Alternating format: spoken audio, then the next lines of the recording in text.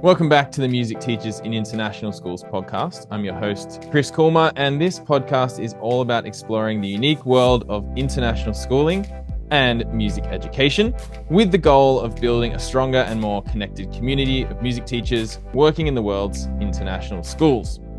Today, I'm speaking with Clare Lambert, and Clare is the head of music at Nexus International School in Singapore. Now, some of you may recognize Clare from the recent music department tour video we did for MTIS, and others, like me, may have been connected with Clare via what seems like a million other ways during her time as an international school music teacher in the Asian region.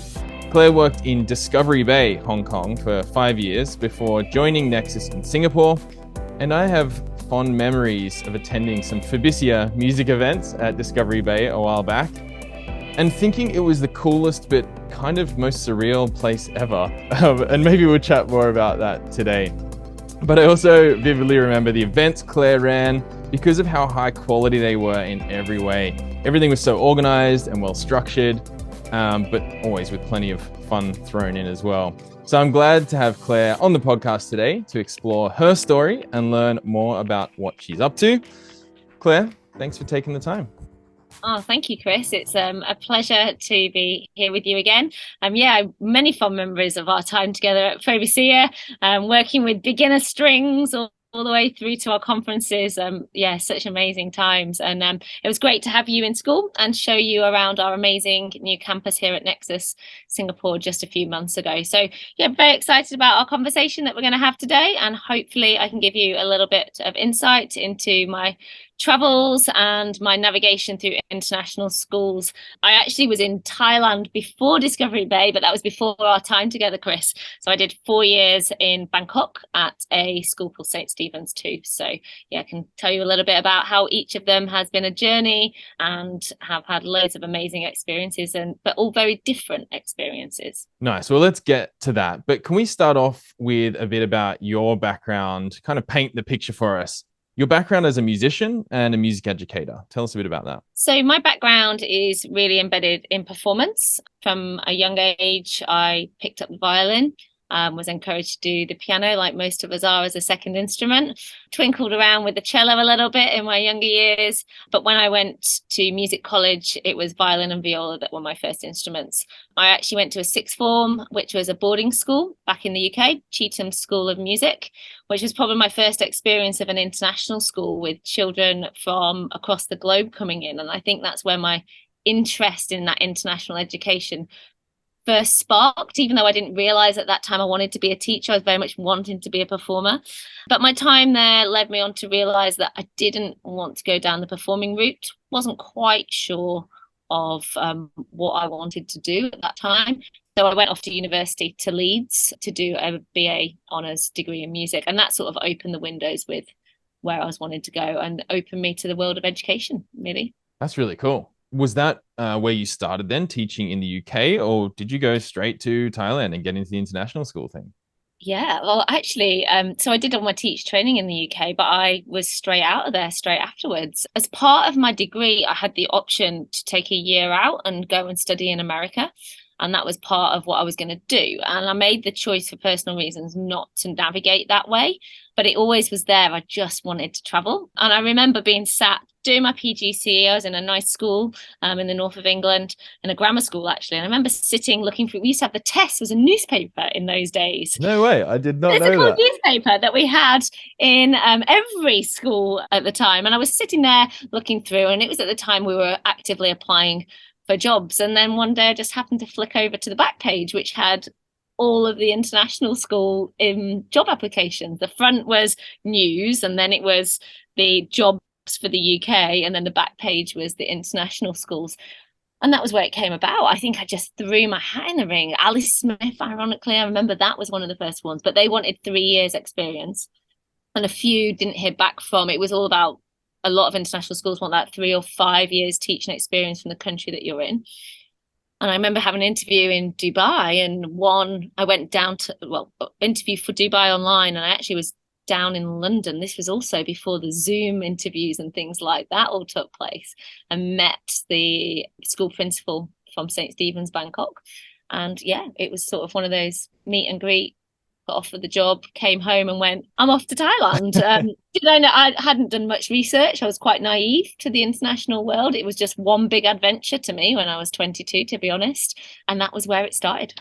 And just for those who are wondering, Alice Smith is Malaysia, so another big international school. And I'm picturing you in London at a job fair. Was that where you met? No, it was just an interview that I got called to come down to London to meet. Yeah, just hopped on the train and went down. I think it's some schools do that. I've never actually done a job fair, to be honest. And I think as time has gone on, Zoom has sort of done those initial conversations, hasn't it?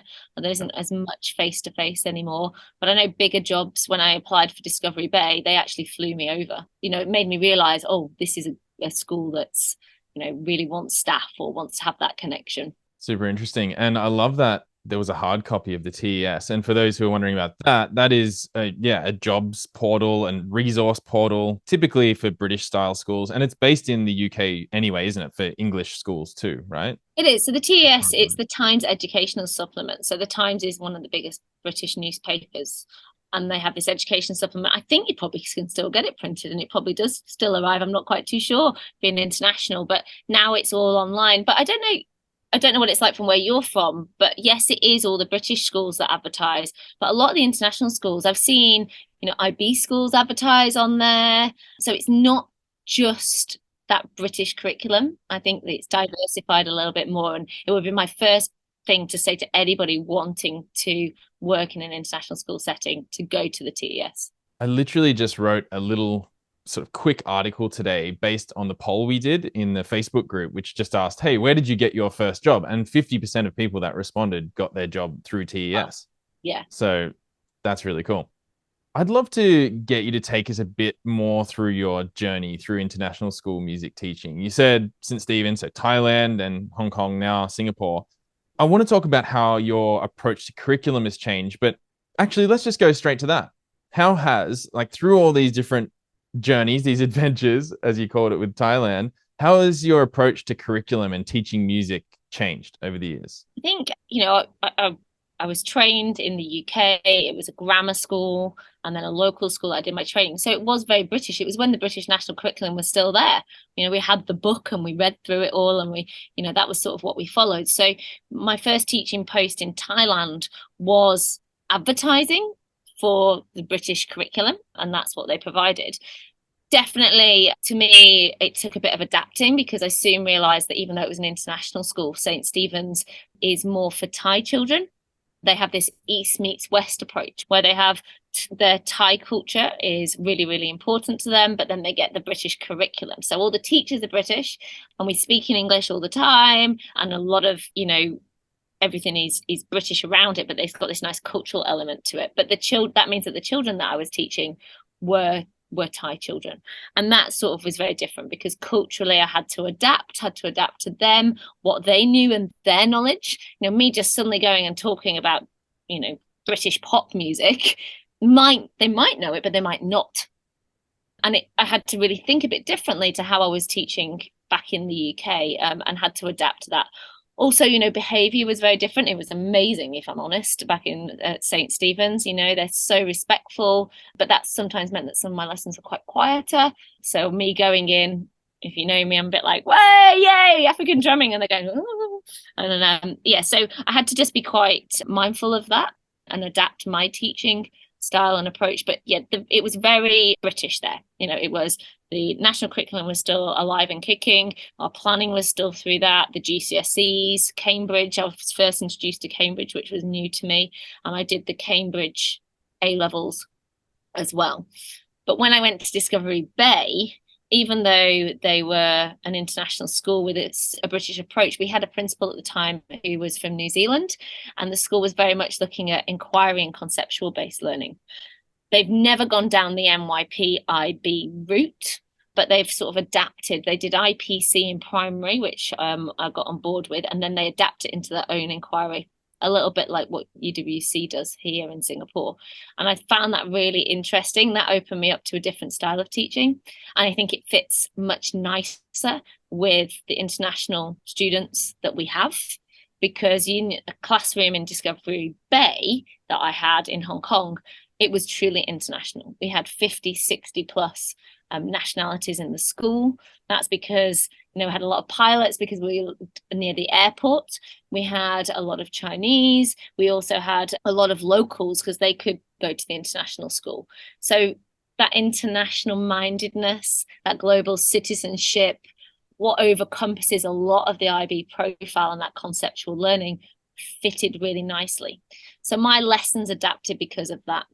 We might be looking at bands, but not be very narrow-minded and thinking, okay, well, we're going to look at rock bands and bands. It's going to have to be thinking, right, okay, well, you can do something from K-pop, or you're a Chinese group of kids and you want to do a song that you know and aware of through China and incorporate your traditional instruments. So the concepts and the inquiry sort of changed my teaching, and that really sort of led me in good stead for Nexus, because even though I wasn't an IB teacher here, Nexus was PYP in primary and IB in the upper end of the school, and we've just gone into MYP. We're also trying to align music with the arts as a subject altogether, art, music, and drama. So we're looking at how we can embed our concepts across the 3 different subjects, which is really exciting because the children make connections. They go to drama and they're talking about, structures and how creativity and thinking and how can they do that. They come to music and they have the same conceptual and statement of inquiry. So I feel like I, as a teacher, have really adapted. But I think it's the adaptation that has been needed for the schools that I have worked in. Yeah, it sounds like you've gone on this complete arc from like the British style fixed sort of levels, that the whole British curriculum thing, to now this very conceptual IB approach. How are you going? Because I know a lot of the community will like to know from you, how are you going with the new DP? It's early days, but how's it going? Oh, this question that we always want to know, don't we? Yeah. I really like it if you come from a background of inquiry. I think if you're not, it could be quite difficult to navigate. I feel like we did really, really well in our last cohort. I had 5 IB students in year 13 last year. 2 of them had done GCSE and the other 3 hadn't done GCSE. So they hadn't come with any of that theory and knowledge background. So that was quite interesting. I've never had that before. But we encouraged them because they were really into their music. They weren't necessarily academically strong, but they're fantastic performers. That had its pros and cons, but we ended up with 6s and 7s. So amazing, amazing marks. I think for them, though, they were able to navigate some of the things that perhaps a non-IB teacher wouldn't know. So, for example, in a lot of the coursework, talking, particularly the contemporary music maker, if you don't mention attitudes to learning, if you don't mention the approaches to learning, if you don't give reasons, if you don't do any reflections, they love the feedback that I got from the examiners was all about, they liked how we reflected. So even when you were doing an experiment, you were saying, well, I tried this, but this didn't work. And I tried this and this still didn't work. And actually, I should have tried this, but I didn't have time and it didn't work. But they don't mind if you get it wrong. Whereas I think the more traditional approach is it has to be perfect. It has to be right, which isn't real life. And that's what they want them to do. The other side that I think is quite tricky is the old course. If you were a performer, you could really excel and you had the option to just do the standard level in performance and then the exam was smaller. I would like to see the IB to consider, I feel like you can't be one or the other. And I know for me, in my background in music, I'm a performer. That's how I identified as my musicianship at the start. My colleague who works alongside me would identify as a composer. And we always say to each other, crikey, we'd actually find the IB course really difficult because I would be fine on the performing, but would really struggle with the composing. And he would be the opposite. And I think that's where our students are actually coming unstuck, that the demands of the course is going for this all-round musician. But actually, by the time you get to 17, 18, you know what your passions are. You know where you want to be. You know what the future holds for you, whether music stops there and you're just going to be in a band at university or an orchestra, or whether it's something that you want to pursue. And I think those students wanting to be composers actually struggle to apply to music colleges because they don't have enough beef in their portfolios to a higher level enough, because the performers are sort of dragging it down, and vice versa. So I think it's a real shame that we don't have that option in that year 13 to navigate our own pathways a bit more. I feel like they've kept it too open. Cool. I like that reflection. Just my personal opinion. Other people will think the complete opposite, and they probably think we should keep it open, But yeah, I think there's a fine line between too open and too narrow-minded. So out of your current curriculum that you're doing at Nexus, what's something, maybe your favorite unit of work that you're currently teaching? Do you know what I'm really loving at the moment? And I wasn't asked to do this, everybody, but I love all the musical future stuff that I'm using. I think the resources that they provide make our life easier. Things that in the beginning I would spend hours making and creating are just there. So if you're not a member of Musical Futures, get online and sign up or go on one of their courses. But I love it. So I've just done a year 8 remix. I kept it really conceptual, all about, it's about developing your skill. So the assessment was all to do with developing. It wasn't that final product. It wasn't about the reflecting or the investigating. It was actually just developing a skill. So they sort of left the pressure off them. They could play around. So we were doing it on Logic Pro in our new music text suite. We had oh gosh, I can't remember what it's titled now, but it's all the remixes. You can download, there's about 15 different songs, and it's basically just broken the song up into loads of tiny samples. I can't remember what it is, but it's brilliant. It's all there. It's all downloaded into folders, and then they can just play around. They can mix it all up. They can navigate. And I always say to them, if you got a brand new game on your PS5, you wouldn't put your hand up and ask your teacher or your mum and dad to help.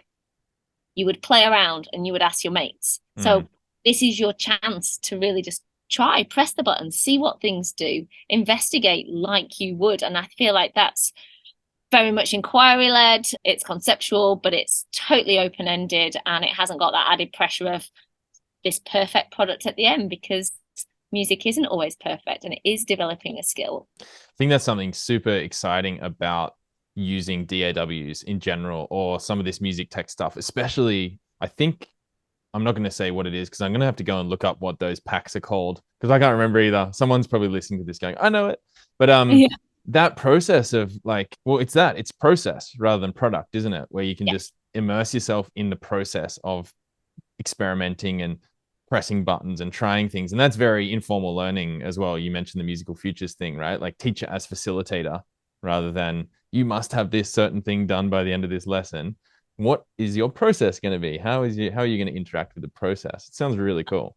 And we do a lot of, as an IB school, we do a lot of reflecting. And when I first came to an IB school, I was like, really, I'm stopping the lesson 10 minutes before to do some writing about what I'm doing. But it's actually, now I've been immersed in it for so long, I see how the power that has. The kids actually then just reevaluate what they've done, their progress, what's been worked well, what's not worked well. And they identify before they leave a lesson what they have to do in the next class as well. So I think that's been really good. But it's interesting we have a beautiful, amazing, I love it, music tech suite. Was it ready when you came, or it was almost? Yeah. So now up and running, a fantastic facility with Max. It's the quietest lesson ever. Like headphones on, everyone just loving it. So they're loving it because it's new, but it is really fun. But lots of the musical futures things, I've done the play alongs. We do a musical unit. I've done the bands, forming bands, the songwriting. So there's loads of great resources on there, and it's all what we are probably doing anyway. It's just a nice, lovely bank of resources, and save you a bit of time. It's all there. I haven't asked you this before, and I prepped you with this question, so I'm excited to hear. But in your current situation, you're through school, right? Yeah. K-13. Can you take us through your current curriculum model? Like, what does it look like from K all the way to DP? Oh, so we are an IB school, apart from the GCSE elements. So we have nursery and kindergarten. So we start with the young ones, age 3. They can come into the school, and they have lessons every week. Obviously, there are lots of movement and singing and dance and instruments, but that is very much heavily linked with the PYP, their units. They're doing express yourself, because it's like one of the first things, I think, when they come into the nursery and kindergarten and start the year. Who am I? Those questions. What do I identify with? So a lot of the songs are about that, the learning, they're talking about it. So it links with what they're doing in class very strongly. And that's sort of more or less all the way through to the end of year 2. Then what would be a junior school. So we do it by phases. So, but year 3 to 6, which is 7 to 11, they would be, again, that's PYP. But with music, we started to realize that we do need some skills. So there's a mix where we will fully integrate a unit where we conceptually meet with the class teachers and we have the same statement and choir. The concepts are the same. We look at attitudes to learning, about being inquirers or communicators and things like that. And we try and create a unit together. But then we have our standalone music units. So in year 3, we do ukuleles as a standalone unit. We do recorders in year 4. We've introduced strings, so we've got violin and cello in year 4 and 5 as well, and we're hoping to advance on that, mainly because we couldn't before and COVID, but to start a strong wind program in year 5 and 6. So year 3 to 6, you have to adapt a little bit more. There's specific skills, and then there's the conceptual lessons which are integrated. Can I just jump in before you get to secondary? Do you have that timetabled? Like, do you do one sort of inquiry-based lesson linked to the topic and one, or is it a unit of work over a term and then they go back to? It's over a term or 6 to 8 weeks. Yeah. 8-week unit. Yeah, we have 1 hour per week. Got it used to be 2 40 minutes, but yeah, they've turned it to 1 hour, which is a shame. We'd like more, like we would all like more, but everyone's fighting for time in timetables, aren't we? So it's the same in secondary. So we have an hour per week in secondary. Year 7 to 9, they have just put us on a carousel with art and drama. So that happened. The verdict is out as to whether we like it or not. Art and drama are pro. Carousel music is still very much, we're a bit worried about how it might affect our ensembles in the long run, but until we've done a whole year of it, we don't know. But we have been told there's flexibility to go back. So yeah, we'll try it. We'll see how it goes. But NYP is really much embedded in 7 to 9. We're going through the accreditation process because it's only the 3rd year that we've been NYP. So it was a drip feed, year 7, and then we rolled out 7 and 8, and now we've rolled out, this is the first 7, 8 and 9 of NYP. I wouldn't say that massively changes what we teach. It's more how we teach it and linking the concepts and things. We're still doing similar units to most of the people, like rock bands, minimalism, those sorts of things. It's just got a slight different twist.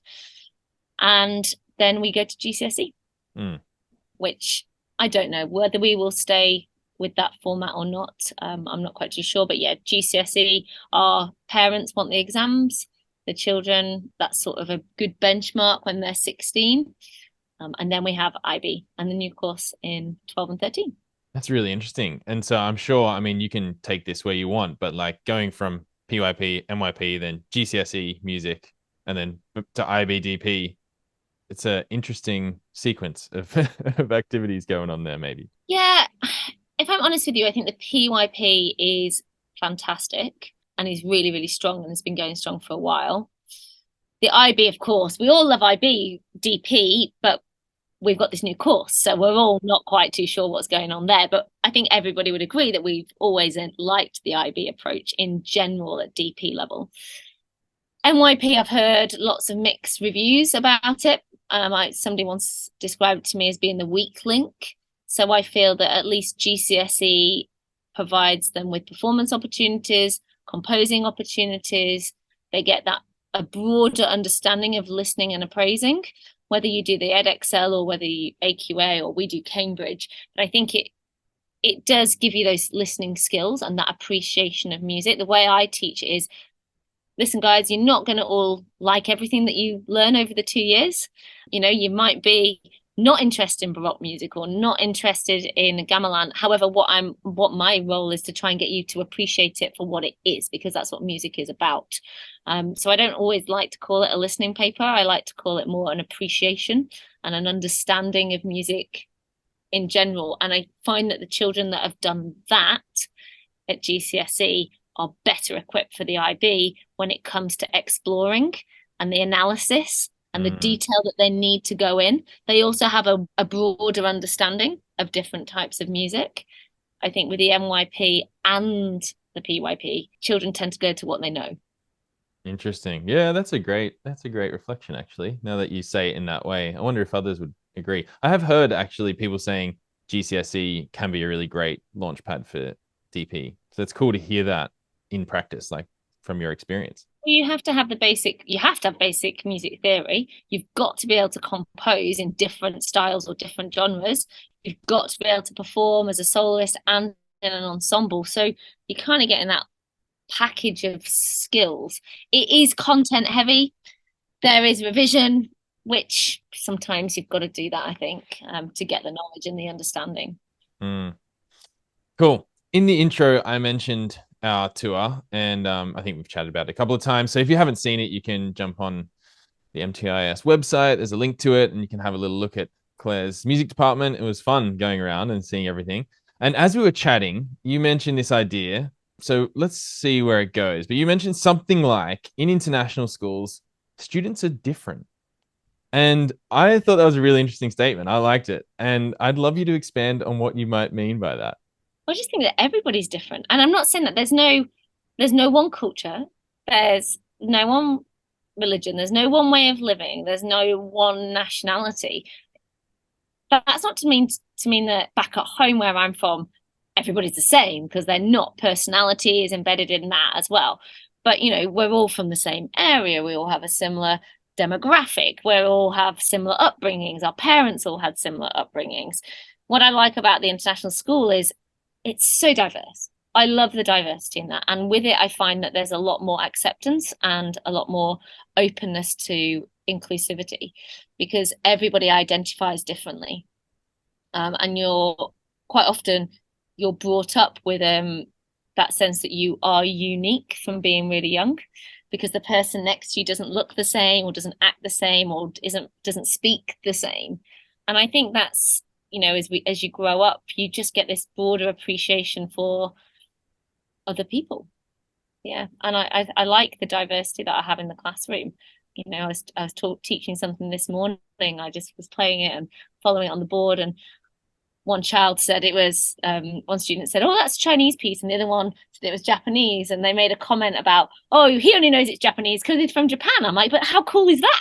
That is cool.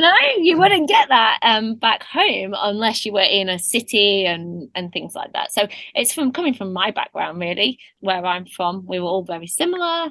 We all came out of school with similar mindsets, and I think here in an international setting, you've got international teachers, international parents, and the way that we teach is much more internationally minded, and definitely about that student as a whole, that global citizen, setting them up for life after school, life in the future. Cool. I'm just thinking as you were saying it, I spoke with Megan Highfill, who's working at I can't remember, Lincoln School in Nepal. And she was exploring this with her students. And as you were speaking, I was thinking, this is so exciting to hear people from multiple contexts sort of saying similar things. She was talking about how she's engaging students on their multiple overlapping identities in an international school.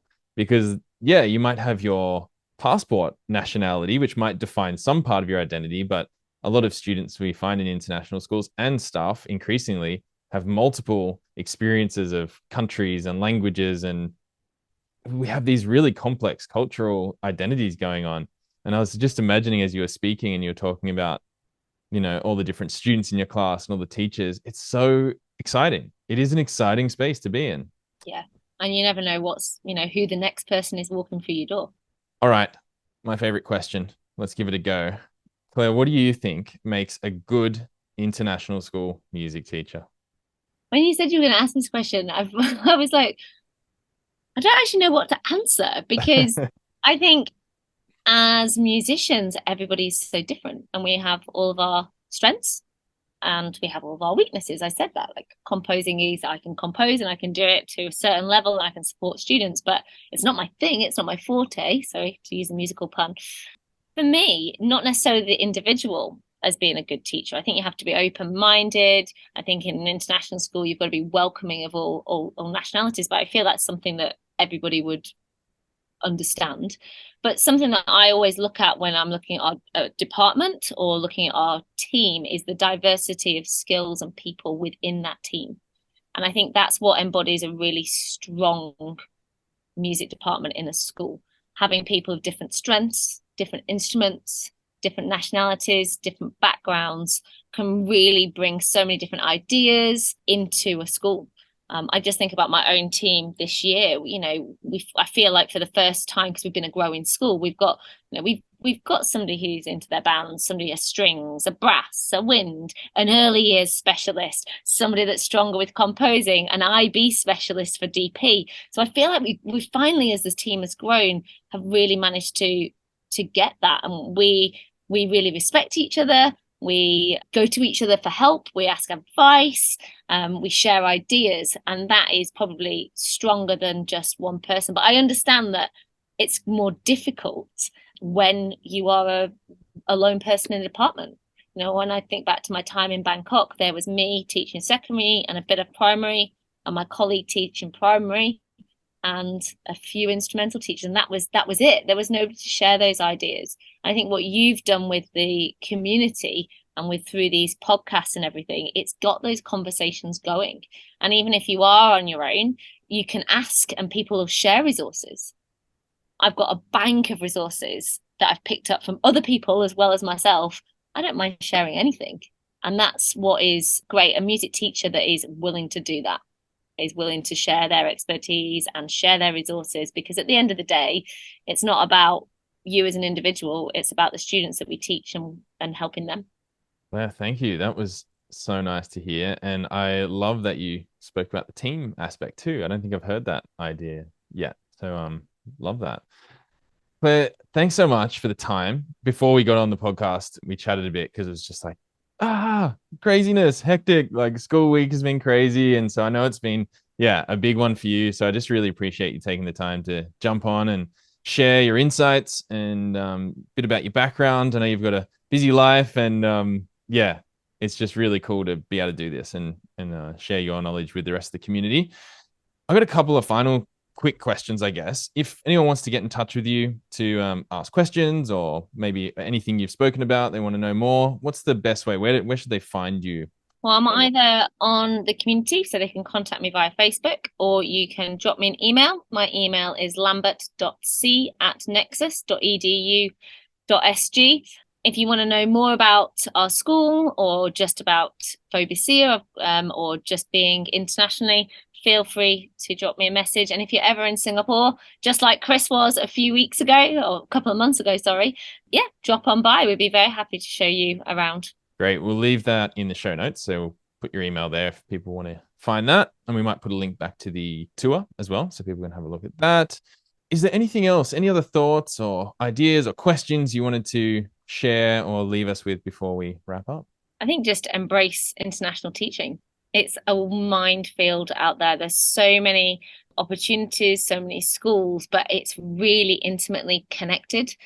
I think as I've traveled around Asia, I'm off to Dubai next week for an IB conference as well. And I already can spot people that I know. I'm connecting with people that I worked with over here. Obviously, like there's Chris yourself. I know Phobia Music is coming here for a conference in a few weeks. And I think whether you are, wherever you are in the world, there is always links. I've realized that there's so many schools with so many different curriculums. However, the international community of teachers is very small.